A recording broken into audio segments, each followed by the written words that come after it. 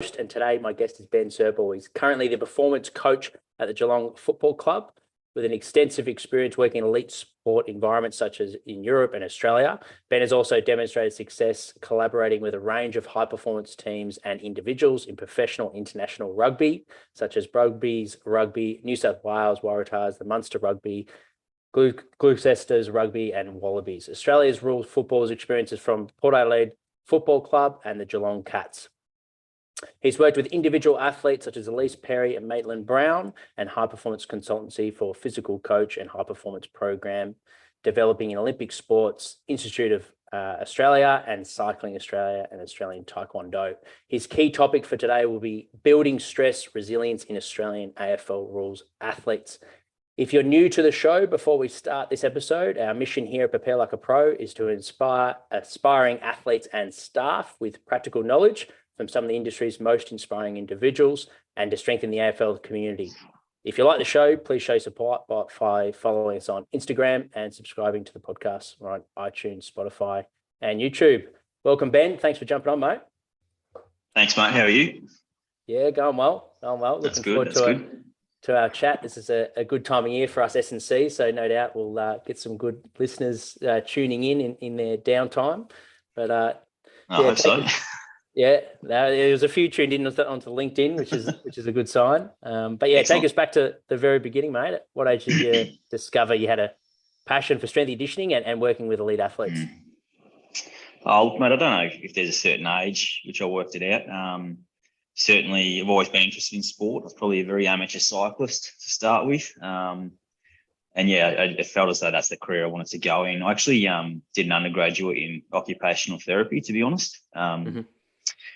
Found that quite boring. Like philosophically, a lot of it resonate with me, but it wasn't really my cup of tea. And I just completed a lot of sports science subjects and ended up getting an honours in both OT and also human movement, and just working down that route of working in sport. I finished OT, to be honest, and I went to the UK to have a bit of a working holiday and work in a few pubs, but as you pointed out, I've worked at Gloucester Rugby. I kind of just fell into a job over there, and the rest is history. It's a couple of years over there, bit of AFL, a bit more rugby, back into AFL. So, it's probably somewhere between 15, 20 years ago now. So, feels a while.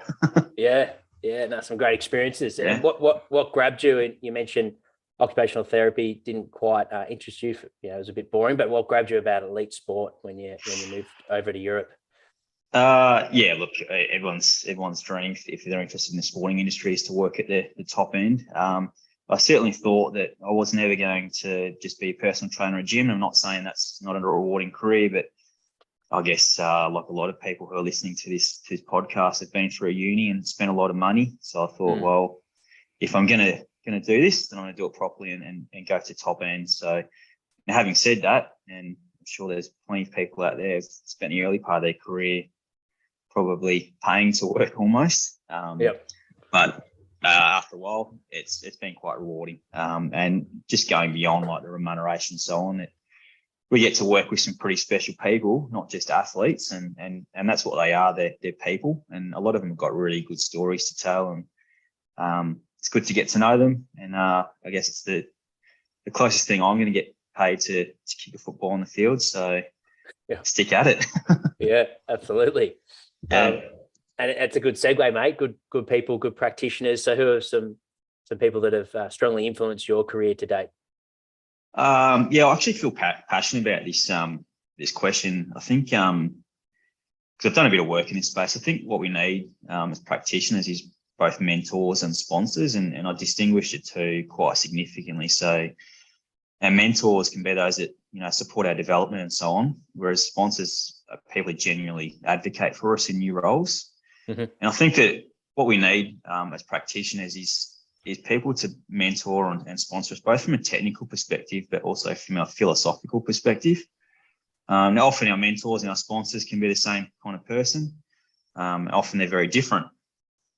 But out of that, what I see, I've had a number of really good influences. Dean Benson comes to mind very quickly. He's been very instrumental in my career.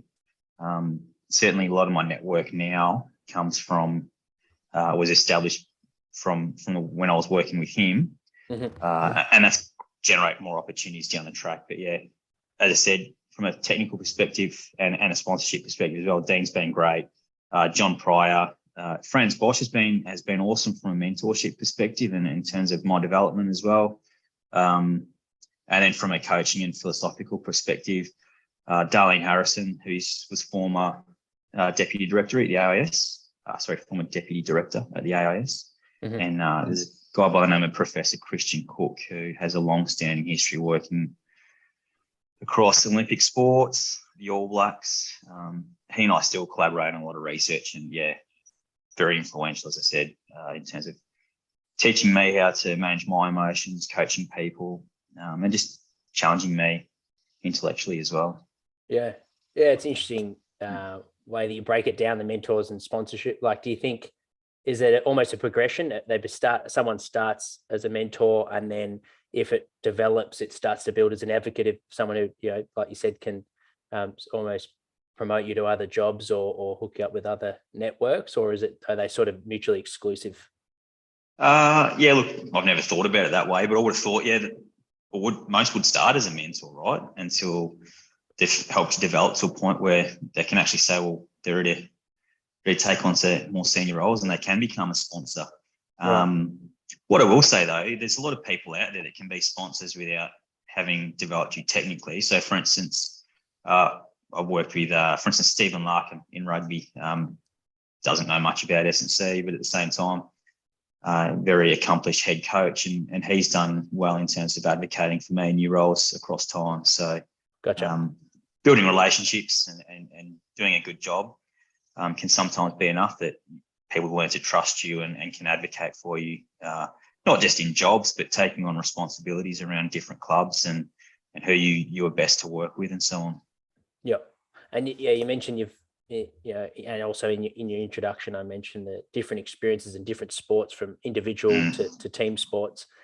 Was that deliberate early on early on in your career when you were studying? Did you think, I want to expand? Like at that time, were you thinking, is it Olympic sports being a cyclist, and how did team sports come about, or is it deliberate to try and stretch yourself and explore different options?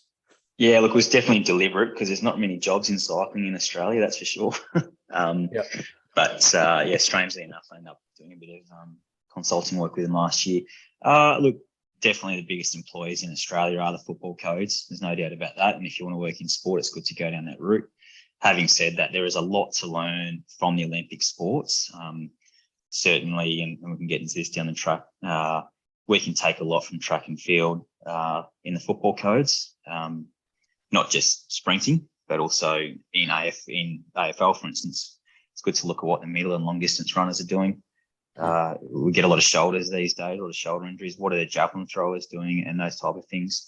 We can take that from the Olympic sports, and also that can cross into the cricket codes into cricket and so on. And also, what are rugby doing? Can we bring that into AFL and vice versa? So to start with, it was really just where are the opportunities going to be. But as I've grown throughout my career, it's become pretty important or pretty evident that we need to be exploring beyond our own environment to see what others are doing and cross-collaborate a bit. From seeing different environments, how different is it when you're physically preparing a rugby athlete during the preseason for in-season compared to an AFL athlete? Yeah, very different. So, there's no doubt about it, and it's pretty obvious to many that people in AFL, players in AFL, just thrive on their running, whereas rugby is the opposite way around in terms of strength training. They love their strength. Certainly we don't see as much of a drop-off in season for strength training in rugby. In fact, we're usually peaking towards the end of the season in terms of maximum strength and power, whereas it's not necessarily the case here in AFL. Having said that, I'll hand on heart, saw a few guys get some PBs for vertical jumps and so on coming into our finals campaign. So we got it. Just it wasn't as obvious in AFL. Certainly in rugby, it's harder to keep the conditioning up to guys in season. So it's just kind of almost a bit of an opposite of way of doing things, but we can apply similar philosophies across both codes. The big thing for me is where rugby is getting to and they're getting better at is that they tend to realise that we can't just develop our athletes in the preseason, because rugby doesn't get preseasons. And that's the way AFL is going, right? Like, you've got a 20+ week season. You're kidding yourself if everything you gain is in the preseason. You've got to look at the small opportunities in season to continue physical development of our players. Yeah. Yeah, that's a great point. And what would be an example of how you sort of sneak those opportunities in? Is it bye weeks, 8-day turnarounds? Like, talk us through sort of, I guess, how you periodise that for an AFL in season. Yeah, look, at the end of the day, it's not just it's a collaborative approach across the whole medical fitness department, and pushing and pulling who needs what, where, and also how healthy your list is. Sometimes you don't get that opportunity if your list isn't healthy. If you just got to keep rolling guys off across the season. And protecting them a little bit. So yeah, you picked it, like 8-day turnarounds, bye weeks. You know, one thing I think that we can get better at as a profession, full stop, is looking at the opportunity of rehab. And if someone's out for 4 to 6 weeks, what can we gain in that period of time? And there's actually a fair bit. So that's an opportunity to get some great physical development, which, you know, might end up being a mini preseason as in the middle of the year, which many would love, to be honest. So yeah, absolutely. And there's like, it seems to be rugby strength and conditioning coaches, athlete coaches, whatever you want to term them as. It's quite popular these days in AFL clubs. And then you start. I've certainly started to hear things of like, looking at when can we lift before a field session, where, you know, a few years ago that was just not even a discussion. So where do you think those conversations start with your team from a staff point of view? But also, why do you think there is a bit of fear in change you know, doing lifting before running in football? Yeah, look, I've only been at Cats for a year, and there's been a big collaborative approach between medical and fitness. So I can't really comment if there's been a shift or so on in AFL. Certainly, that's a different philosophy from when I was at Port Adelaide a number of years ago. I can tell you the science behind it, the purpose behind lifting, in terms of a neurological and a hormonal spike, so that we are getting boosting testosterone, which will help us to perform on field and enhance our learning experience on field. So there is a lot to gain by lifting prior to training. There is a bit of a cultural shift still required in AFL to allow that or facilitate that properly. But for instance, at both Brumbies, at Waratahs, Wallabies, even on game day, we're having a lift prior to game, because there are so many benefits behind doing that, as I said, from a neurological and physiological perspective. And look, we trialled it a few times in training this year, and guys tended to just warm up quicker.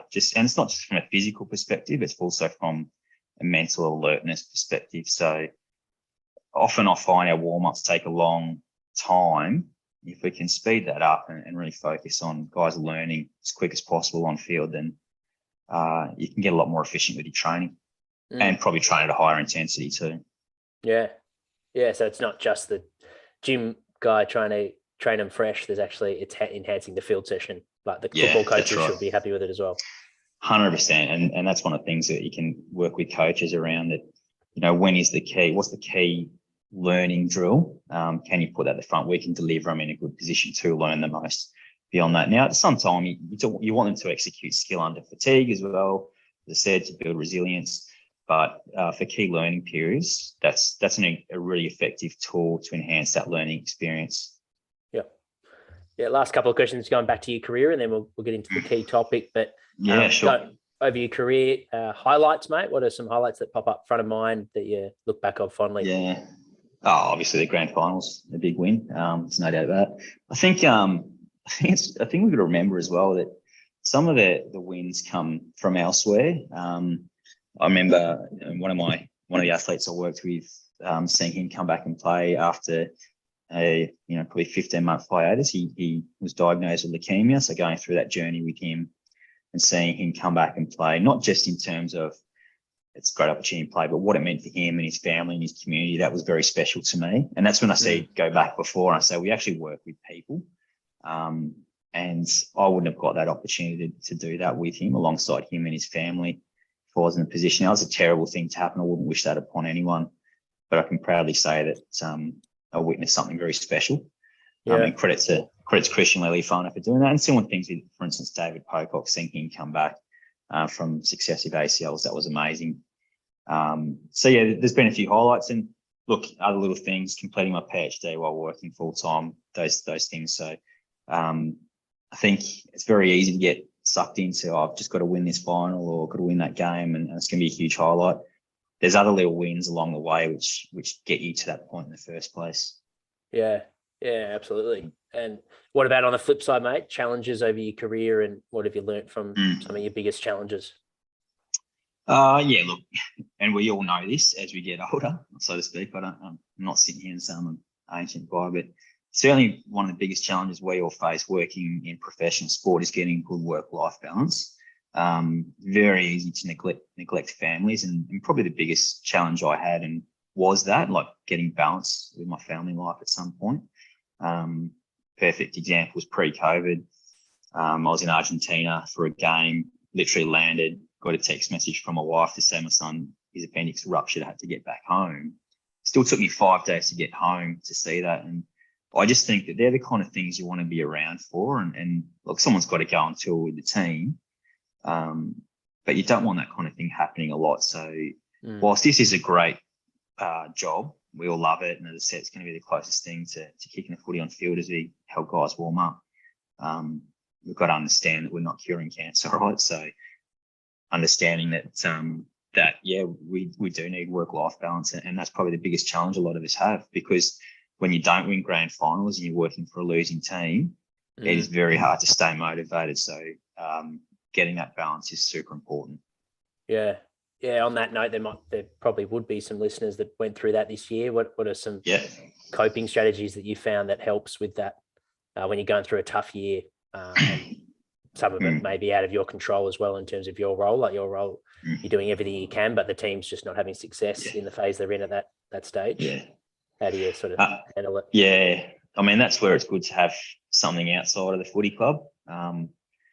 Just a friendship group or just a different hobby. And that's why I stick to, I continue with a bit of my research, just so I use that to disengage from work full stop. But also that's where it's good to have a mentor who can help you through that.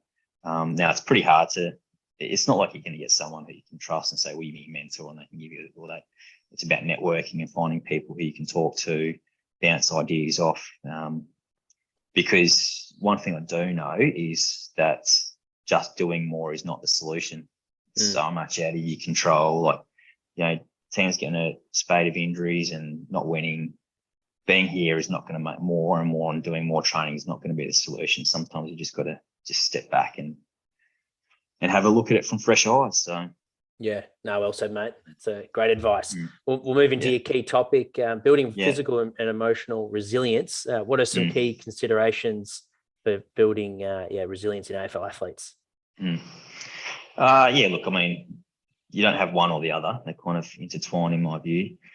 I remember sitting down for my interview for Cats here and chatting to Harry Taylor, and I was talking to him about what I think's important, and obviously I think remaining injury free is pretty important because the more you have training, the more availability you got, the better position you're going to be in.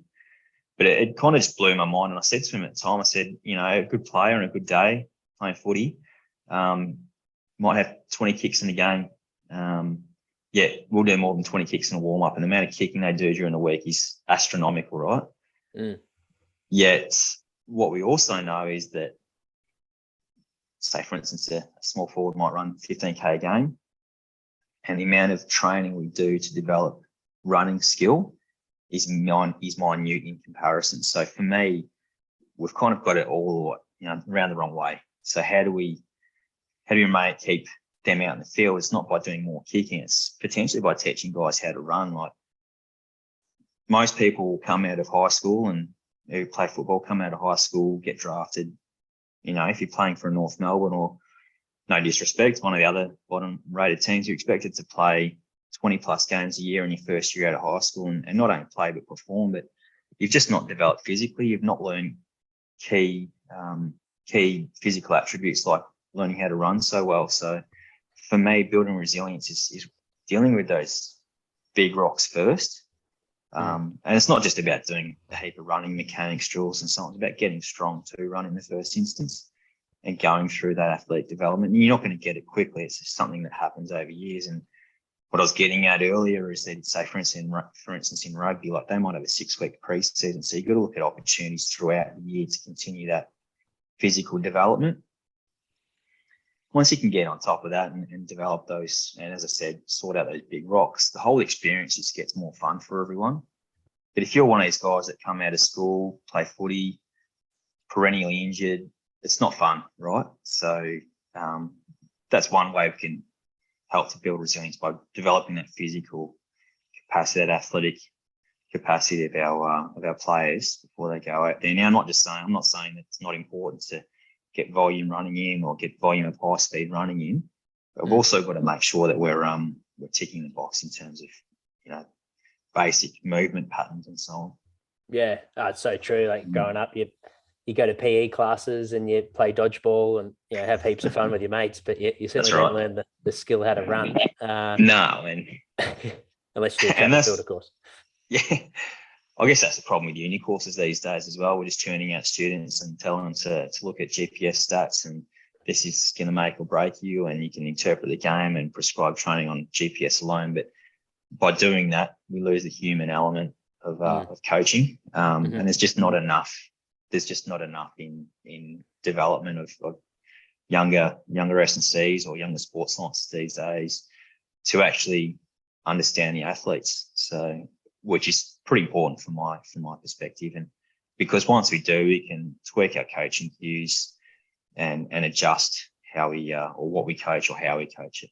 Yeah, it's sort of segue, but it's on the same topic. You mentioned some influences for your career and another trend in the industry, like we're talking about the shift of lifting pre-training and is the Franz Bosch coordinative type based movements. How did you first come to be exposed with Franz's work, and how do you implement that into your programming? Yeah, I mean, Dean Benton, I went work with Dean up at Brumbies after I was working at Port Adelaide, and he was the first one to introduce me to Franz. At the end of my first year at Brumbies, I then went and stayed with Franz for a few days in the Netherlands and just got some further physical professional development off him. Look, it's pretty easy, right? Like it's what you make a priority. So everyone's got their own coaching philosophy, right? So for me, I look at the three big rocks that Franz talks about: free hip dominance, stance leg extension, foot plant from above. And I just look at drills which I can implement with that in warm-ups. And we can use that as a fire-up for a gym session, have little amounts of that every day of the week, and continually work on that across the year. So going back to the original question, Dean was pretty instrumental in bringing Franz into my network. And then as I took over the program at Brums, another person which I met through Dean was Johnny Pryor. And Johnny Pryor and Franz have done a lot of work together, more so. And then, it just developed a lot off JP. And again, it gets to that point where it becomes less about them telling me to learn, but becomes a bit more collaborative, and we come up with ideas together over time. So, and that's how we got to the point of a little often as opposed to one big session. And we bring in those kind of drills in warm-ups for both field, gym, and so on. And how have you found the athletes have responded to it, particularly with things like the cultural shift of progressing in season? How have you found your first year coming back into AFL and bringing in these movements? Look, I feel as though they've enjoyed it. Shannon Neal will often say that he hated it. He hates me coming in because it was exercise that are challenging for him, but they're good at the same time because they make him stronger through the trunk and so on. So boys like it. And I think it's more about how you sell it and show them this is actually going to make you a better footballer and translate it on field. And they'll buy in straight away. So something a little bit different for them. But also I've been on the other side of it where I was at Brumbies for 7 years and we did a lot of it, and guys just got so over it, probably took it for granted in the end. Okay. So it's about cycling through and coming up with new ideas constantly to keep that freshness about just not letting go of your philosophy. If you believe in it and you know you can get results, then stick at it. Just maybe change the way you sell it over time. Yeah. Oh, that's great learning out of maybe someone that's just started to bring it in. So if you've in a program like that for 7 years, was it lacking variation in terms of progression with movement competency, or was it just the fact that, it stopped losing its effectiveness? Do you think that type of training? Look, when you've been doing it for 7 years, you definitely get diminishing returns as well. So you need to again look at what is going to be a successful shift. Right. And also, and myself, it got harder and harder to continually change the stimulus because the guys were getting so good at it. So I needed to freshen up myself in terms of how I was going to deliver it and so on. So I just had to at some point make a call. Did I still want to keep doing that or move on?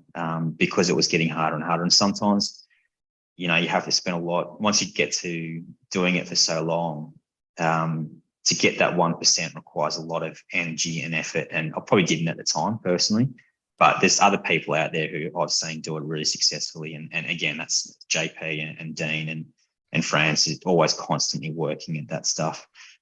So credit to them. And that's why it's been great to keep my network up, because often if I've got any questions, they're my first point of call to change that. And so I'll continually work on it over time. Yeah. And what about from a load management point of view? Are there some days where you don't program those movements due to whether it be cognitive load or physical load? Like, how do you take it into account with your programming?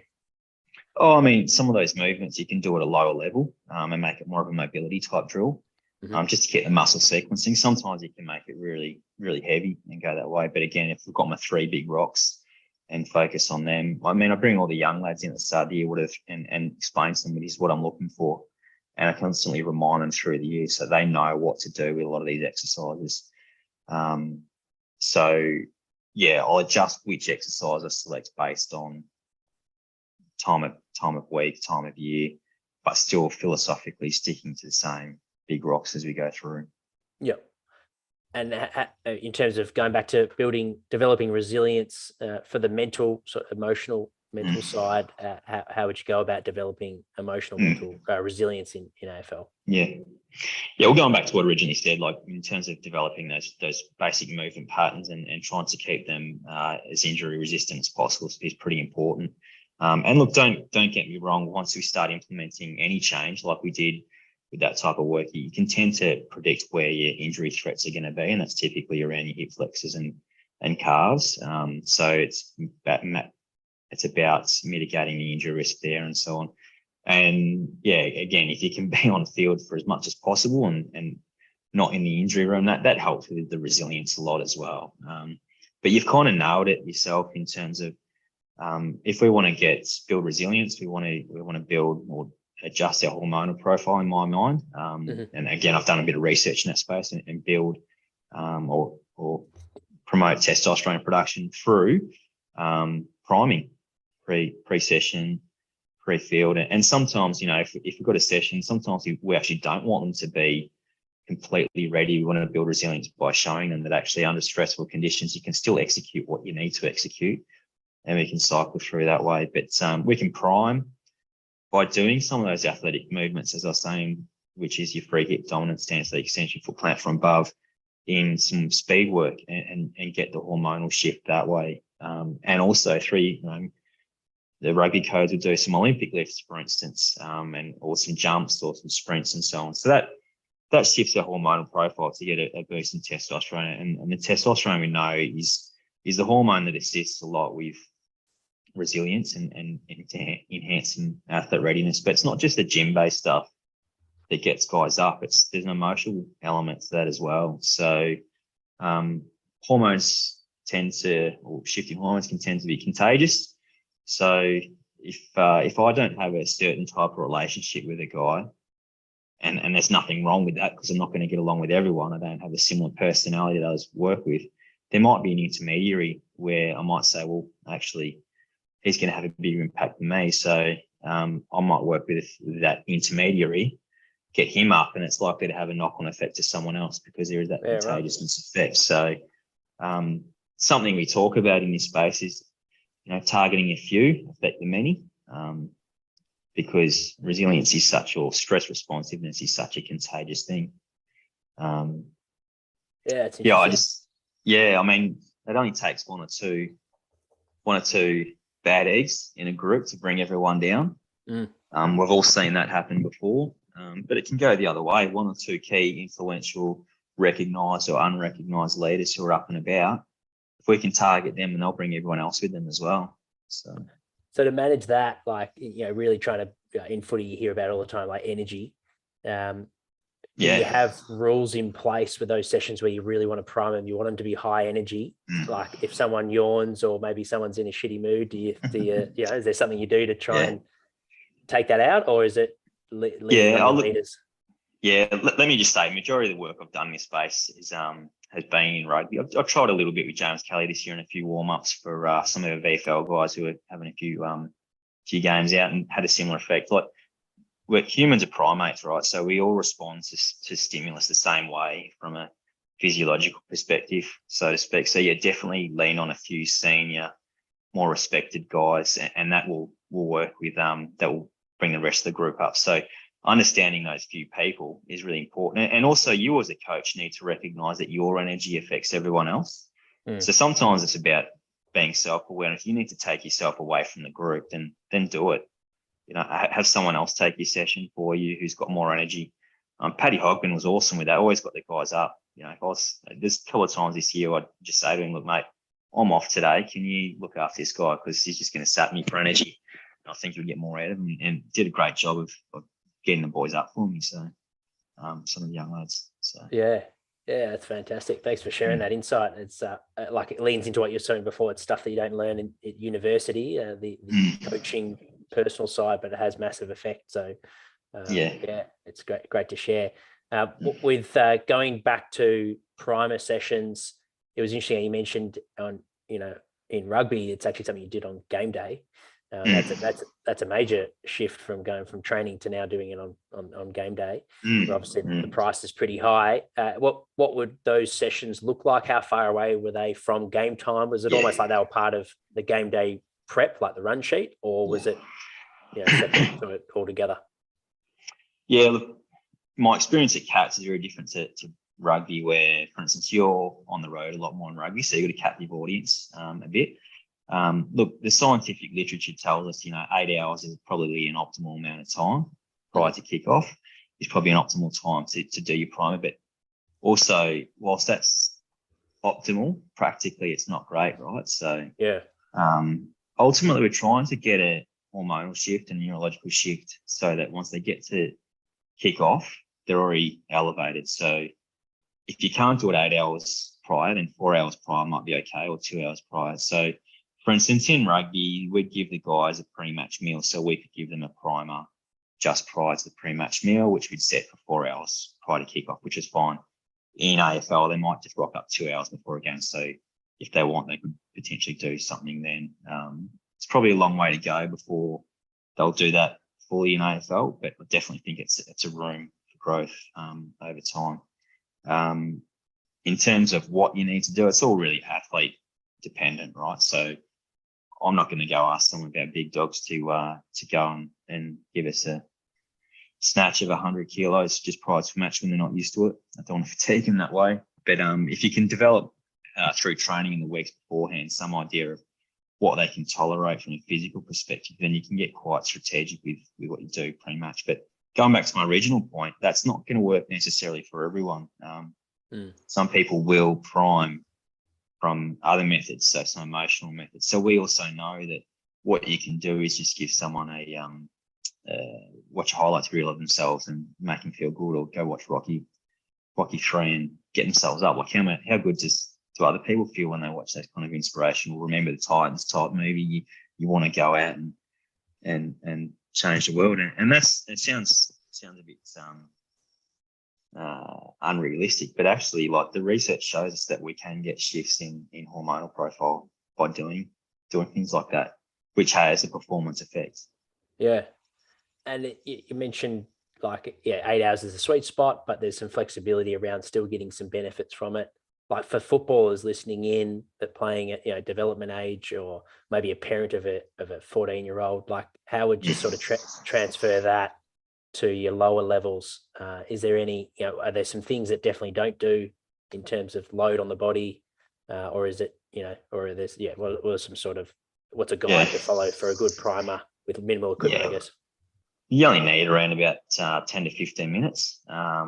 And you just want explosive movements and just low resistance. That's what I'd be looking for.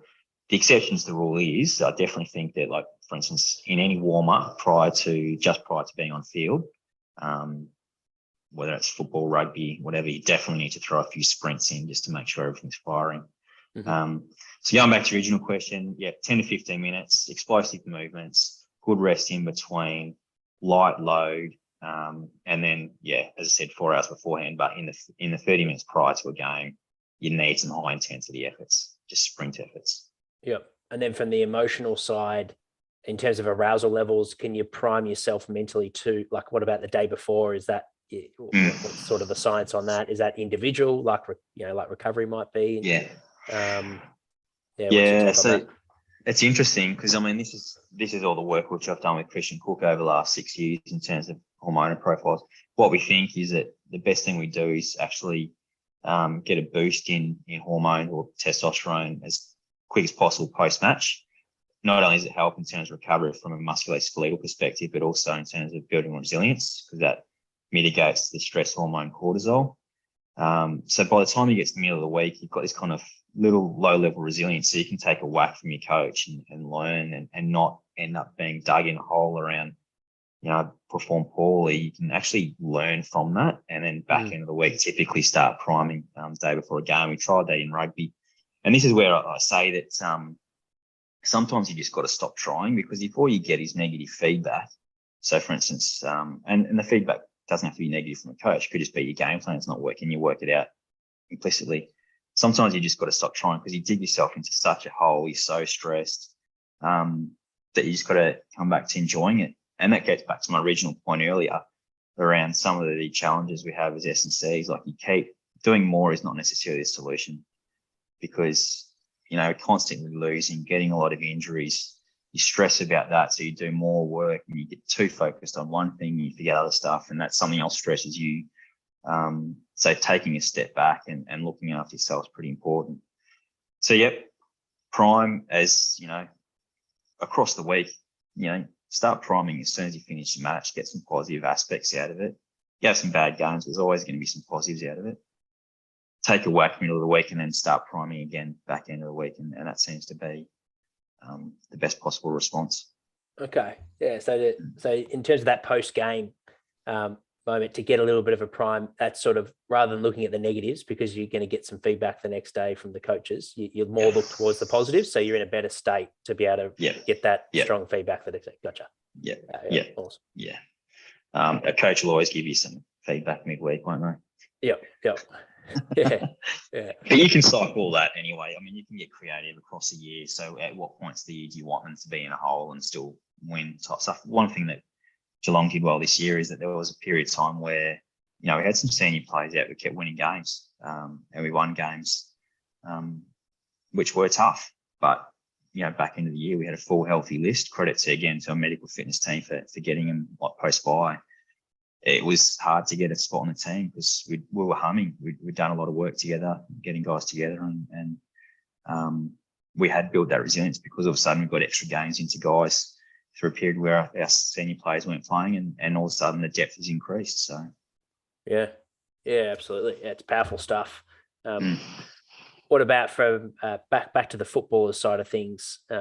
What are some your favourite ways for those that really struggle to wind down post game? What are some of your favourite ways to get that recovery to help them be able to sleep at night and wind down from a later game? Yeah. Look, I mean, there's a number of nutritional strategies that are good. Cherry juice has been shown, so it has got some natural melatonin, and it's been great. And other people I've worked with, so for instance at Brumbies, and this was driven by David Power, actually, just he made sure everyone had that headspace up and started meditating post-match. It kind of comes down to also what your game time is. So, for instance, if you're playing 2 or 4 in the afternoon, you should be able to go to sleep pretty well by 9 or 10 o'clock and stay asleep. It's more if you've got that evening game and going to bed at midnight. The key is also not necessarily sleeping in the next day, just because it takes you a while to go to sleep, getting some regular wake times. If you sleep until 11 o'clock the next day and you're not used to sleeping that late, but you've slept in because you haven't gone to sleep till midnight, or 2 in the morning, well, then you're not going to go to bed at a reasonable time on the Sunday night if you're playing Saturday, which means you're going to be tired Monday as well. So you're better off being tired Sunday and going to bed at a regular time Sunday night for your Monday training. Try and get back to that routine as soon as possible. Yeah. 100%. So, yeah. And then back onto the meditation point, like observing that, was that an optional meditation? Was that part of a compulsory session that all players must do? How long did it take? Yeah. Look, everything, doing it? Everything I say has always been optional. So your pre-match primer is optional, whether it's a physical primer or an emotional primer, always optional. The meditation is always optional. Again, work out what works best for your play, because ultimately it's a contagiousness effect, right? And guys just end up coming together. Like we had primers in the gym at Brumbies Rugby.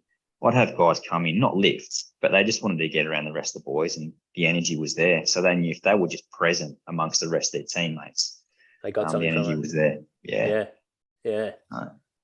And that happened organically in the end. It was just more, here's your times, lads, come and do it and run it yourselves, which is where you want to get your guys to become independent. And that's probably something AFL can sometimes struggle with, because going back to our physical resilience and development over time, your other football codes have academies where guys won't necessarily play a senior game for 2 years outside of school. Whereas in AFL, again, top 10 draft picks are going to be expected to play every game next year, and not just play, perform. And they're just kids still. That's the problem. So, I mean, that in itself, managing that, those kids' emotions can be quite challenging. Yeah. On that note, like when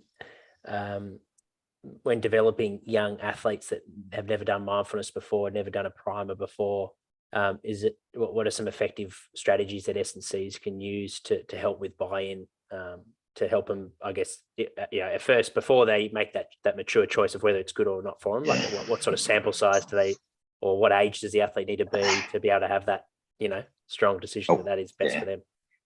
Yeah, I mean, it's hard. I mean, guys will finish school and come into our club, and their parents still have a big influence on them. And they're expected to shift very quickly from being a school kid to being an adult. So it's hard to know what age or whatever. The best thing you can do is just help them through their journey. Some people have to fast track that because they are required to play quickly. Some people, you have time to allow them to make mistakes. So again, it's a horses for courses type scenario. And I'm not sitting here saying, we just implement all this stuff in rugby and it was a great result straight away. We had to convince guys that was how it worked, or to do that in the first instance. So if you've got time to do that and take them on this journey of the athletes learning themselves, and then run with it. If you don't have that time and you need results pretty quickly, it's a matter of almost a bit, it's like school again. Do this, it's going to make this difference for you, and guys have to do it. The idea would be to find a happy medium in between. And I think that potentially when, as a 17, 16-year-old kid, all you want to do is play footy and make money from it, and you think that's going to be awesome, you probably don't have people saying, meditation is going to be really helpful for you. You don't have people saying it, even from a gym perspective. People often just say, you got to go to the gym, and go to the gym and do what? So just patience and understanding they're still kids, let them make mistakes, and try and just educate them as best possible, because you're only with them for a short amount of time. You need them to make good decisions away from you as well. And if sometimes that decision is to give you a call to ask you a question, well, then you've got to support them in that. So. Yeah, 100%. Moving into a bit of more the personal side, mate, in your work life, do you have pet peeves, anything that annoys you? What annoys me? There's plenty of stuff that annoys me. Sometimes just guys just taking the piss in the gym. It depends where I'm at as well. Like if I'm tired, It's just like, come on, lads, just get on, let's get out of here. I want to go home too. So Yep. that kind of stuff. Just depends what day you've got me on. If I haven't got my coffee in the morning, don't come near me. So I'm not saying 1 o'clock. If I have my 3 or 4 before the guys get in, I'm there and strive. So get in, get the work done, and get out. Yeah. Or just if I'm focused on something else, just don't come and ask me other questions. Like we've all got our little quirks and things that we're interested in, and it depends on when you get me. I just think that if you're not gonna put in, then don't waste everyone else's time. Yeah. But I am here to help. So yeah. Yeah. And what about what's your favourite way? You mentioned life balance. What's your favourite way to spend a day off when you get one? Yeah, right. Love spending time with my little boy. Always training myself. So that's a way for me to just stay grounded. And I spent 90 minutes on the Watt bike this morning, and in that, just watching a movie, and I just got lost in that and come back and I've switched on. I know what I've got to do now, and that makes me more efficient at writing programs and so on, rather than just anything else. I love a sauna. People who know me, I love a sauna. Again, thanks to Dean for getting me onto that. And little things like that. Just my own time. Mm-hmm. I love that. Training, spending time with family. Yep. And it's been a massive year. Obviously, your first year at the Cats and winning a premiership doesn't get much better than that. But what else is on the horizon for you for the rest of 2022, mate? What are you excited about? Look, I'm actually excited to spend another year with the guys. To be fair, I think everyone just thinks, I just got to get here and do this and tweak this and it'll make a big difference. But I actually reckon these guys, we can still continue to evolve the program. We've got some really good young kids coming in. Looking forward to. I'm excited to work with them, just progressing them and just getting to know the guys a lot more. If ever I lose interest in that, that's probably one of the learnings from other areas of my career. If I lose interest in that and I don't want to do that, well, then that's probably time for me to move on and so on. But I definitely don't feel as though I'm ready to move on yet, and just enjoying it, to be fair. If it's the closest thing I'll get to kicking the footy with guys and fields, so just ride the wave for a bit longer, to be fair. Yeah. Well done. Yeah. Well, congratulations on a fantastic year, super successful one. And thanks so much for sharing with us your journey so far. I'm a big believer success leaves clues, and you've had plenty of that. So thanks for sharing with us a good insight into your thinking and also your work with in the research as well with your PhD. Is there anything from a resilience point of view that we didn't touch on that you'd like to share? And also for those that want to maybe follow up and send a question, you're on social media. What's your take on that? And get in contact. Look, all my research is it's on LinkedIn. I'll always put something up there. Resilience is a number of different things. It's, again, as I said, physical resilience, and there's also that emotional resilience, and we can't look at the two mutually exclusively. They're all tied together. Look, everything, football, everything we look at developing athletes is complex, right? So there's never going to be one silver bullet. Mm-hmm. Just understanding where you're at, where your athlete's at, understanding self is pretty important, and how you can influence that development process, and moving on around through that is key. So, and different times we're going to have to focus on physical resilience, different times emotional resilience. So again, be prepared to learn the intricacies and get to know your athletes. Yeah. Awesome, mate. Well said. And thanks again. And thank you for everyone that's tuned into this live chat. If you tuned in halfway through, make sure to listen to the very start. Ben's dropped gems all the way through, so you can watch the recording on YouTube. And then in 2 weeks' time on Wednesday, we'll release on all podcast platforms. So stay tuned. Our next live chat is with Connor Daly. He's the strength and power coach at the Essendon Football Club. That'll be on Tuesday, the 18th at 1 p.m. I'll see you guys then. Thanks again, Ben.